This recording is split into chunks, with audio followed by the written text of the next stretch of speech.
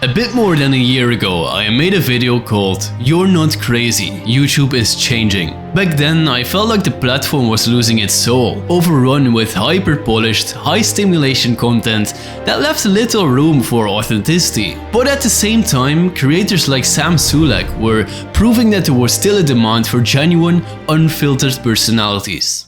It felt like a shift to new content was starting, like a bit of the old YouTube was being revived. So here we are in 2025. Has YouTube actually changed? Is it better? Worse? Let's find out. Let's start with the drama. If 2024 was anything, it was chaotic. Mrbeast seemed to be at the center of controversy every other month, together with a bunch of other creators, and drama channels thrived. But it wasn't all bad.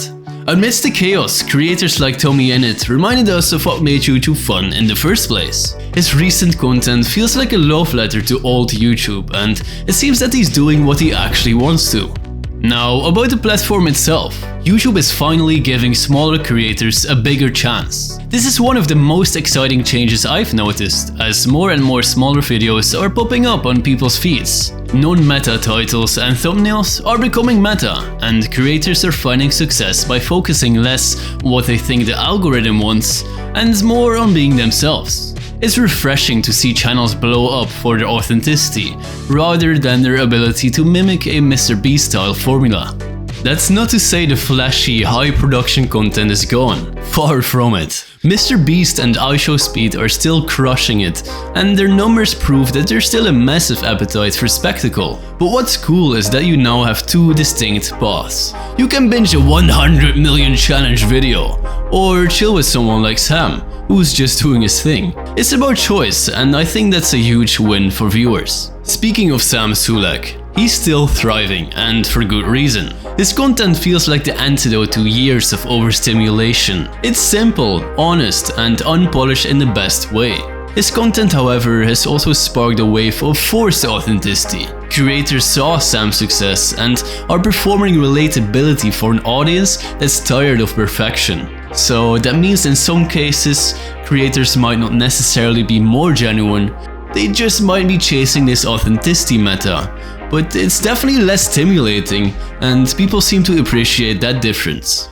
What about shorts? Shorts are now up to 3 minutes long, which feels like a shift towards slightly longer attention spans. The extra length gives creators more room to tell stories, and while it's not revolutionary, it's a step in the direction that values substance over pure speed.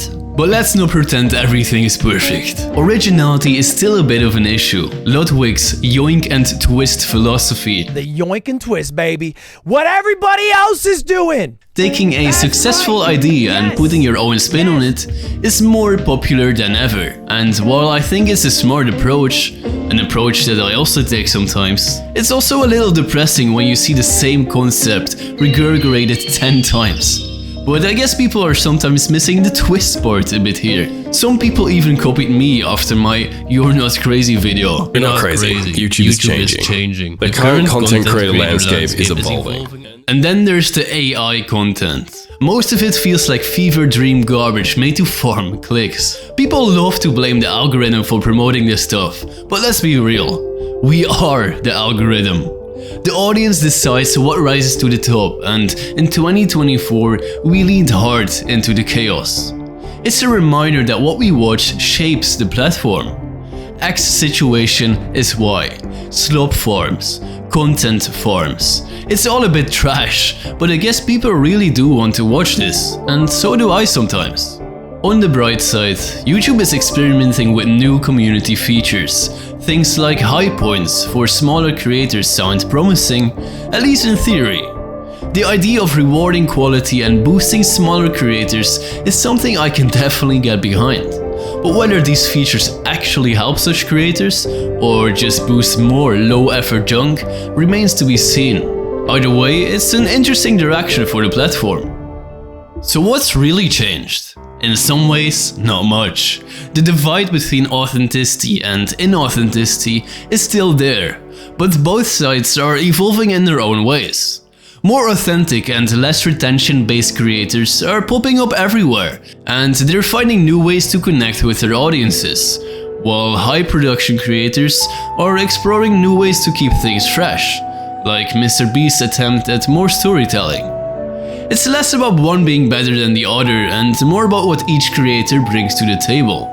Maybe the more accurate way to frame it is taking versus giving. Are creators taking attention, taking your time? Or are they giving something meaningful? Both approaches are thriving, and that's okay. What matters is that we, as viewers, now have more of a choice, and that's something I haven't felt in a long time. Of course, this is just my perspective. There's so much happening on YouTube that it's impossible to keep up with it all. So I love to hear your thoughts.